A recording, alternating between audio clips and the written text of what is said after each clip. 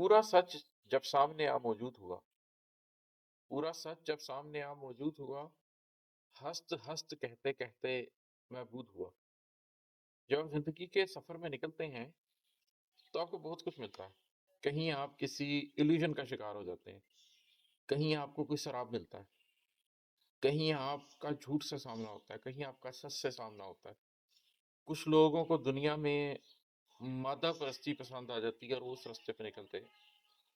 کچھ لوگ رشتوں کی نظر ہو جاتے ہیں، کچھ لوگ پیسے کی نظر ہو جاتے ہیں، لیکن کچھ لوگ ایسے ہوتے ہیں جن کو سچ کی تلاش ہو جاتی ہے۔ اور پھر جب آپ سچ کی تلاش میں نکلتے ہیں، حقیقت کی تلاش میں نکلتے ہیں، تو ایسا نہیں ہوتا کہ آپ کو پہلے ہی دن پوری حقیقت مل جائے۔ حقیقت بھی ایک جگسا پزل کی طرح آپ کو ملتی ہے، کبھی کچھ کبھی کچھ کبھی کچھ، اور ایک عمر لگتی ہے اس جگہ پر پہنچنے میں جہاں آپ یہ کہہ سکیں کہ مجھے پورا سچ معلوم ہو گیا، مجھے زندگی کی حقیقت کھل کر میرے سامنے آ گئی۔ خالق نے یہ بنایا کیوں تھا، اور مخلوق سے مطلوب کیا ہے، اور مجھ سے میری ذات میں مطلوب کیا ہے، وہ جب پورا سچ آپ کے سامنے آتا ہے تو ایک ایسا لمحہ ہوتا ہے، ایک ایسا مومنٹ آف ریکننگ ہوتا ہے جس میں یکدم حقیقت کھل کر آپ کے سامنے آ جاتی ہے۔ آپ اس کو کہہ سکتے ہیں ایک آہا مومنٹ۔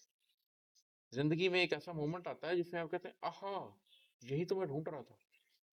زندگی کی ساری سوچ آپ کی ایک لمحے میں بدل جاتی ہے اور آپ کہتے ہیں یہی سیلف ریئلائزیشن کی مومنٹ ہے۔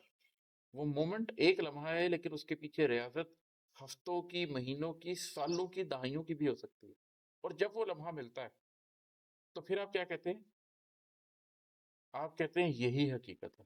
ہست ہست کہتے کہتے محبود ہوا، پھر آپ ہاں یہی سچ ہے، ہاں یہی سچ ہے، ہاں یہی سچ ہے کہتے کہتے ختم ہو جاتے ہیں۔ آپ مر جاتے ہیں، وہ سچ نہیں مرتا۔ آپ مر جاتے ہیں، وہ حقیقت نہیں مرتی۔ پھر آپ ایسے اس کے اوپر قائم ہو جاتے ہیں کہ آپ خود ختم ہو جاتے ہیں، لیکن اس حقیقت کا اظہار ختم نہیں ہوتا۔ بالکل آپ کو حق الیقین، عین الیقین ہو جاتا ہے، اور آپ اس چیز کے اوپر جیسے کوئی سالڈ راک پہ بیٹھا ہوتا ہے، اس بلیف پر آپ اس طرح سے بیٹھ جاتے ہیں۔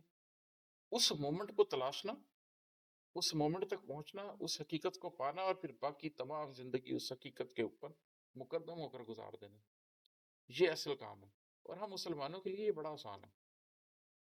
زندگی میں ایک دفعہ شعوری طور پر اللہ کو پائے اور پھر کھڑے ہو جائیں، یہ اس مومنٹ کی بات ہو رہی ہے۔ ایک شعر اور سنا دیتا ہوں فضل کا۔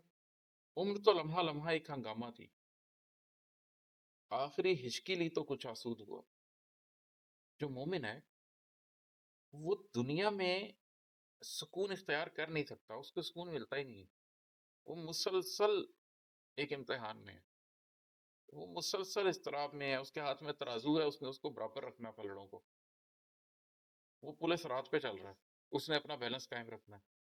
تو عمر تو لمحہ لمحہ ایک ہنگامہ تھی، زندگی ہنگامہ ہی رہتی ہے۔ میک شیور کریں کہ جو آخری ہچکی ہے وہ آسود والی ہو، کہ جب وہ ہنگامہ ختم ہو تو آپ عذاب کی بجائے راحت کے سفر میں نکل پڑے ہیں۔ اس کو میرے پچھلے شعر سے جو میں نے کہا ہے اس سے ریلیٹ کریں، تو وہ جو ایک مومنٹ آف ٹروتھ آتی ہے اس کو پکڑ لیں اور پھر اس کو لہر تک لے کر جائیں۔